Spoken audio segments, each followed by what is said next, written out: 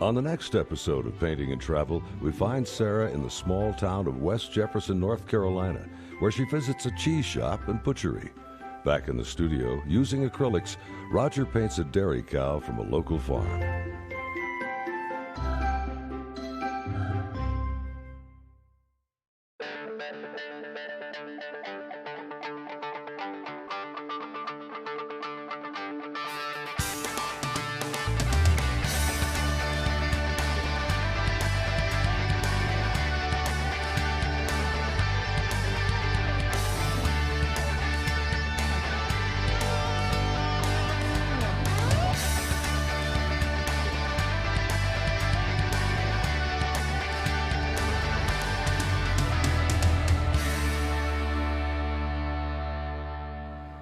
Welcome to West Jefferson, North Carolina, a town with a vibrant arts community. Many of the old buildings have been repurposed. This is an art center that offers classes, has gallery space, and hosts artist openings with late hours on Art Walk night. Fortunately, that's tonight, so we'll drop in on an opening later on. First, a look around town. I saw several murals and then followed some street music to its youthful source.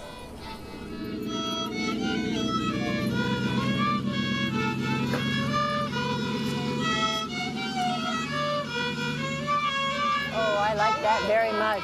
That was very, very good. You must have been practicing hard. Here in Ashe County, the cheese factory is the main attraction. I went inside the retail store first and marveled at the enormous variety of freshly made cheese. Perfect travel food. Jalapeno and blue cheese. Across the street, large cow sculptures stand in front of the factory that transforms all that milk. Cows are a subject I've always enjoyed, and today I'll be duplicating this painting. I'll be using a 9 by 12 inch piece of masonite covered with gesso, and on my palette I have titanium white, ultramarine blue. I have two yellows here, Indian yellow, cadmium yellow, and I have some orange here because there will be some orange glow right around the ears of this cow because it's backlit. I have some alizarin crimson. I have three earth colors: burnt sienna, burnt umber, and yellow ochre. I've set my painting right over here on the easel so I can look at that for reference. And I also have my original photograph too that I'm looking at. I think I'll start by mixing a green just by putting in some background color here. And that will just get rid of all this white on the background, which can sometimes be a little annoying when painting. We'll just put this on very thin. And these are acrylics I'm using, of course, so this is going to dry very fast. And then using this same large brush, I'll take some of my earth colors and maybe mix that with a little blue. Don't want that terribly brown right now. And I'll just block in some of these areas here of the cow as well. Now I've left this background kind of rough brushwork. But here I don't want this quite so rough because I don't want all that texture on there right away. So I'll just, after I lay it on there, just with a soft touch of my brush, I just smooth that out like that. And I'll be adding a lot more texture in there as I go along, but I just don't want a lot of unnecessary texture that may be sort of going the wrong direction and so on to begin with.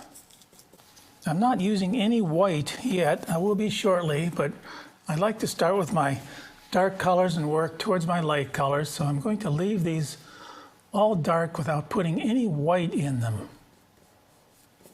But there is a lot of white in this cow. So to begin, I will just put a wash. Just take my cerulean blue and a touch of that brown. Just put a wash of this gray color on here. Brown and blue make a nice gray. Okay, there I've gotten rid of the white on my canvas. And that really helps me to establish my values a little bit easier. Now, if I were using oils, of course, this would be a different process. But since these are acrylics, these are going to be dry in no time at all. Look at that, it's only been just a minute and I can rub my finger over that and it's dry. Now, if I were using canvas, it probably would take a little bit longer to dry, but this masonite seems to absorb this paint quicker than canvas does. Now I can build up my layers. I can see by my original painting over there that this background is darker. So I'm going to scrub in more color here, or a darker value. Now I could have started with this dark color, but there's a lot of texture here in the background. And some of this lighter color can actually show through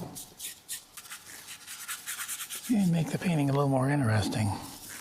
Now the other thing I could have done would be to have toned my board to begin with some burnt sienna, and that may have been a good bet, but I didn't do that. I just left this white. Now I'm going to dip into a little white and start to build up the face of the cow here.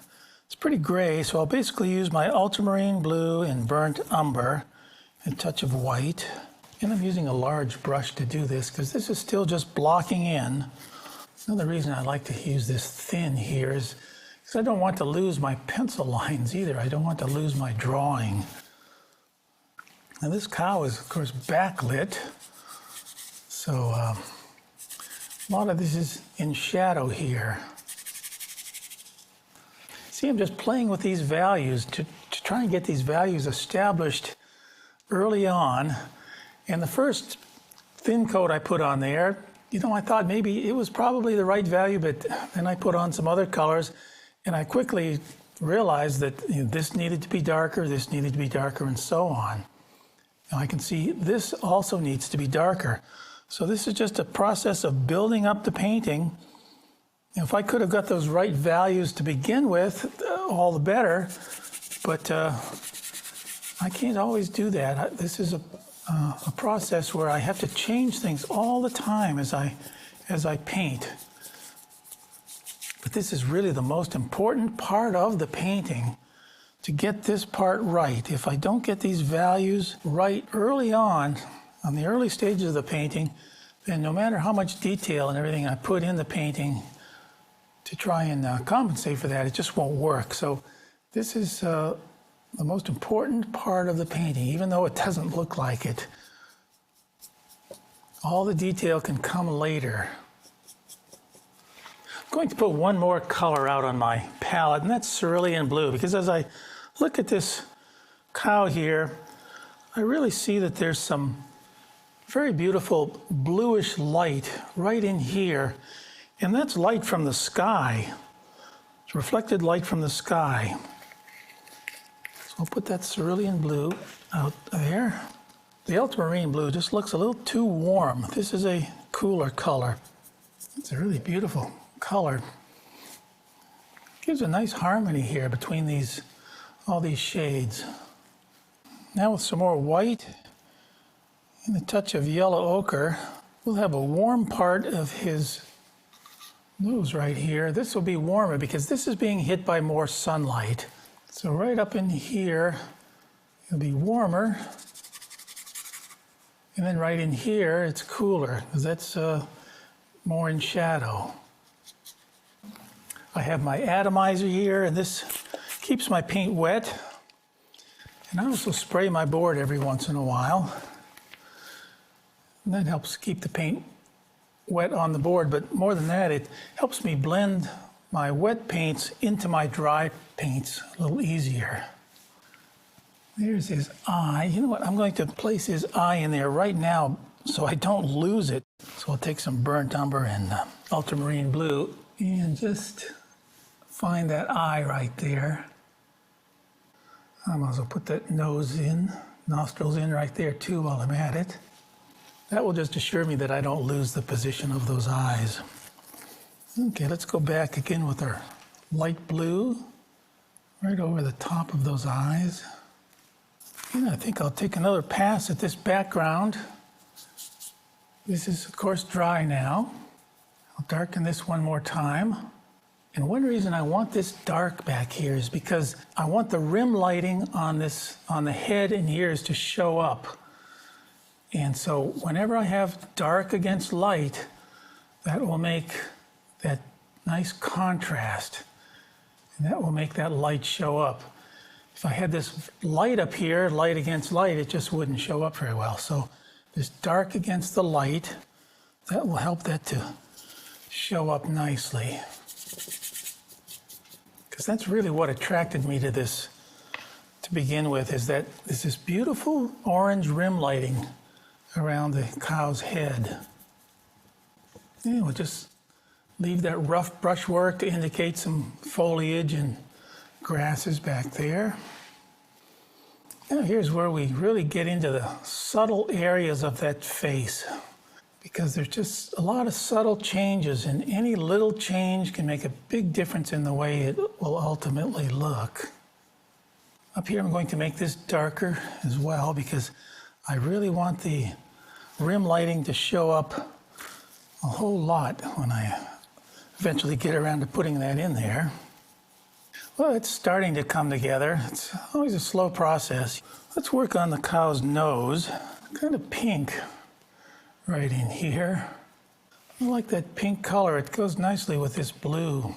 I don't want to get very colorful with this. I have to be careful. I have to hold myself back from getting too colorful with it.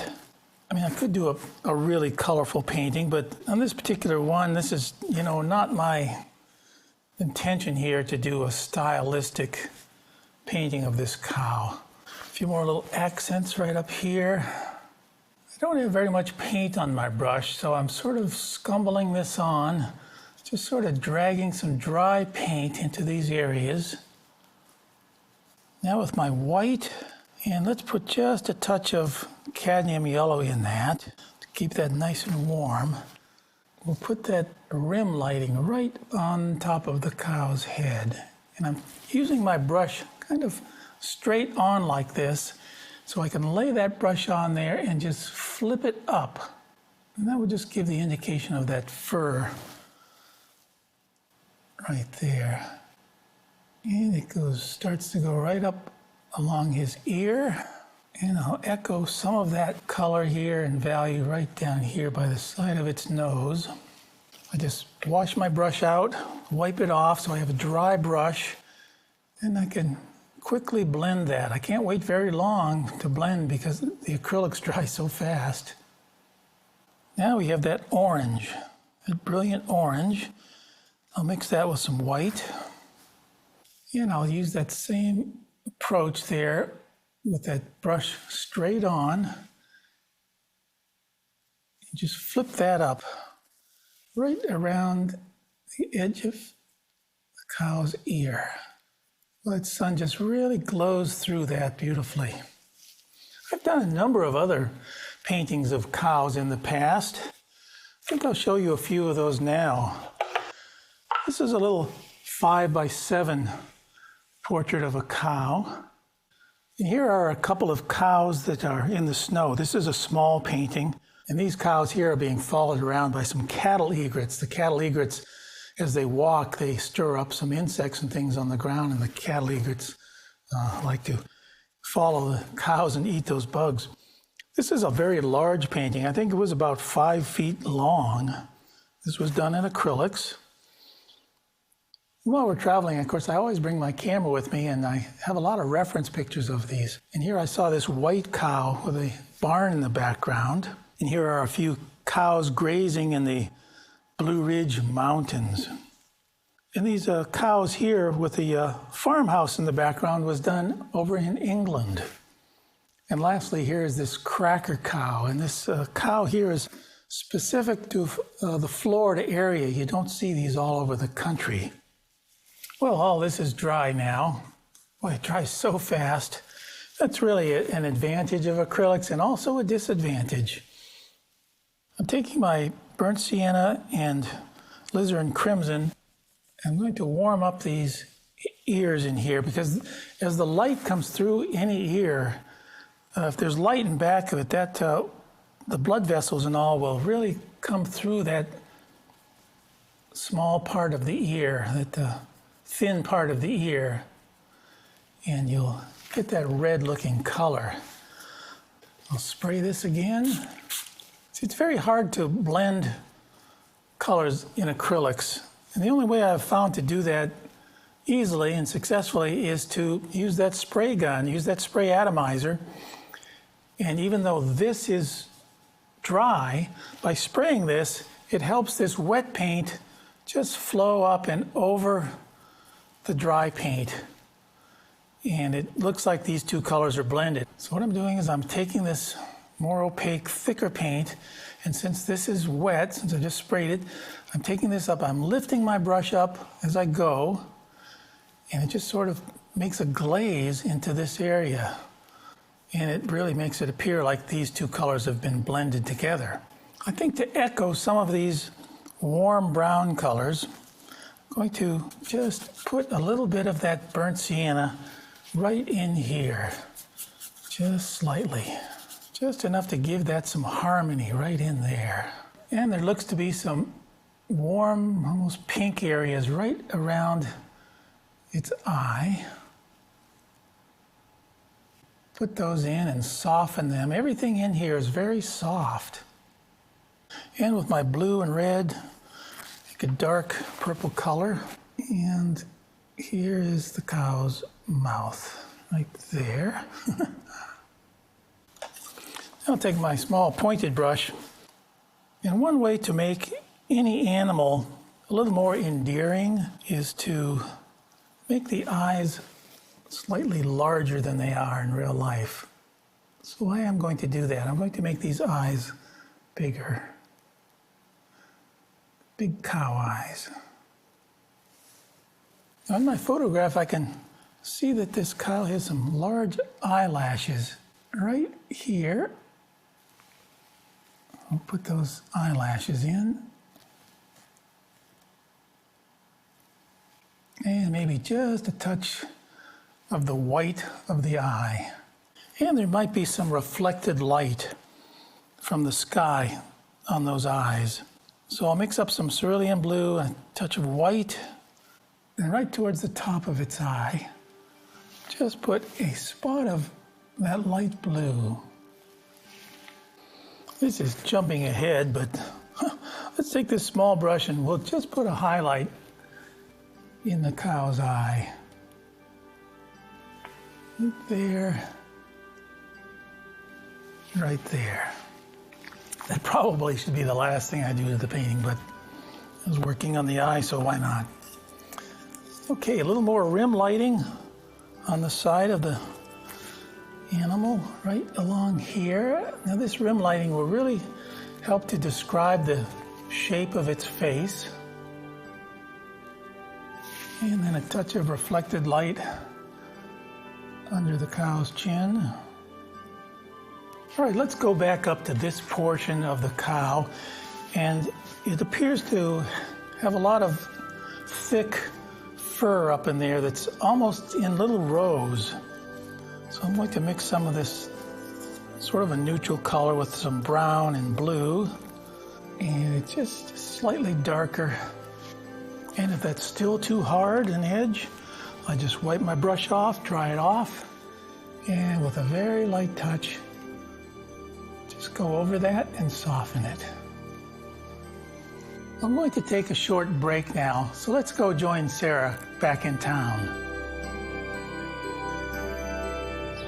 Well, Mick has alerted me to this butcher shop, so I'm going to go in and see if the owner has time to talk to me about what she does.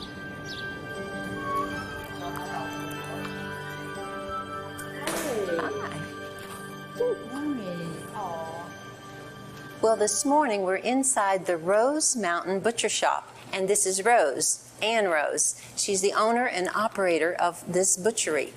I'm wondering how you became a butcher. What got you into that profession? Desire for healthier food. Well, what's healthy about your sausages? Is it where you get the meat from? Yeah, all the meat comes from local farmers. So, and the local farmers that I buy from source their piglets local from other farmers, and they raise them on pasture and they feed non-GMO grains. Well, when you're a piglet and you're raised on pasture, that would be healthier because you're roaming around and you're able to eat a wider variety of... The animal gets to choose their own diet. It makes them a healthier, happier animal, and it gives them a low-stress environment. So I think that the meat is better because of that. The grass-fed beef does cook differently because it does have less marbling within the muscle itself. Being humanely raised is one of the minimum standards for my growers. So that the animals enjoy their life. Yes, exactly. And they get to live in their species correct environments. Anne went on to tell me that in addition to raising livestock, there's a return to small farming in the area, and she's able to offer seasonal produce in her butchery, along with a main course of pork, beef, lamb, poultry, or rabbit. Anne is dedicated to her community and local sourcing, a productive combination. Well, I think I'll start by cleaning my palette. I spray it with a little water. And I just take a razor blade, and I have a box here. I can just scrape that off. Now, people have asked me if I use plexiglass on this, but no, I use glass. Plexiglass, you really can't scrape off the acrylics very well on plexiglass. It will just scratch the plastic, but glass works very well. All right, I think I will go back over here to the background. And I want to keep this very subtle and soft, but I do want to get the feel of a few more leaves in there. So with my large brush, I'll mix up this background color once again and just put a few more strokes in there. I don't want that to jump out at all because it'll take away from the cow. And maybe down here towards the bottom, add some lighter greens. Yeah, a few touches of those light greens up here. Kind of looks like there's some trees in the background with some dappled light filtering through. I think that may be all I need on that. Now it's just a matter of adding these few last touches, these final touches of detail. Adjust these values here and there. Right here on the side of his face, touch more light, a little accent. Not using hardly any paint on my brush here. It's just sort of a dry brush. This area right in here is bothering me. It's just doesn't have enough paint on it or something. It looks a little weak. So I'm going to mix more paint and just going to apply more paint to this to make it look more substantial. I'll spray that. That way you can see how I can just take that paint on there and flow it up into this dry paint.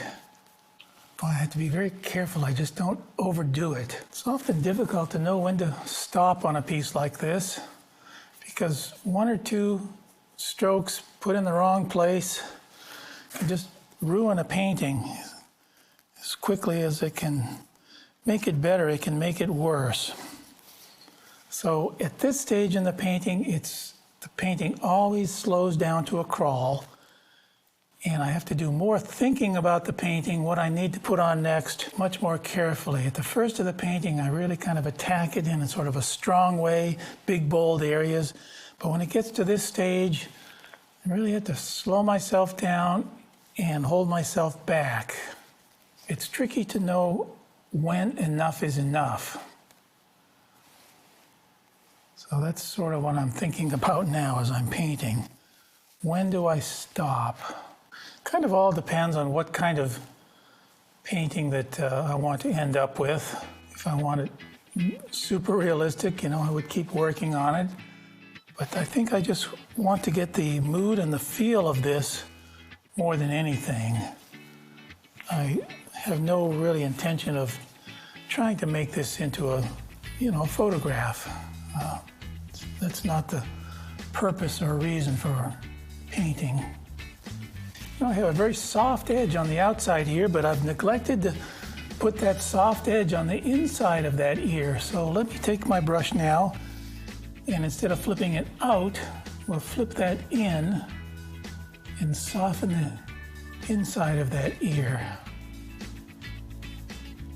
Well, this has been a study in backlighting, and a backlit subject like this can really add a lot of interest to a painting. But I think I might be overworking the painting at this point, so I'm going to call it quits, and let's head back to West Jefferson, North Carolina.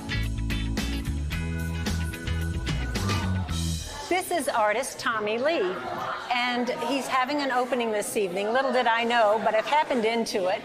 Yeah. And I'm wondering, how important is art to you? Is this a daily importance? It's my sanctuary. It's my sanctity, my sanity, the way I make sense of the world. It's pretty much everything. Well, it's interesting that you put it that way because I've been trying to come up with a definition for art, and all I can think of is a venture of spirit. A venture of spirit. And It is. When I look at a painting, it makes me feel a certain way. Perhaps it's uplifting, perhaps it's Right. just fun. And what do you think is today's important subject? Unity and respect. Unity and respect. Yeah, there's so many divisive things that are happening right now in this country. The artists in this world, we have tools to be able to curb some of that imagery, curb some of that influence. Yes, and I also think that artists have sort of an antenna, and they can pick up what's going on in the world, both good and bad, and incorporate it in the artwork. Make a statement that perhaps is very helpful to Right. people that view it. Right, exactly. And I think that's what we're doing here. It's a statement of family. It feels like a family vibe in here. And the whole art exhibit is about growth and evolution and taking those steps. And so that's what we're doing here. Well, I'm glad you had a few minutes to talk with me. Thanks very much, Tommy Lee. I wish you a successful career, and I hope we meet again at some point. Most definitely. Painting and Travel wishes you all the best. Thank you. Painting and travel. This is awesome. Yep. Thank you. You're welcome.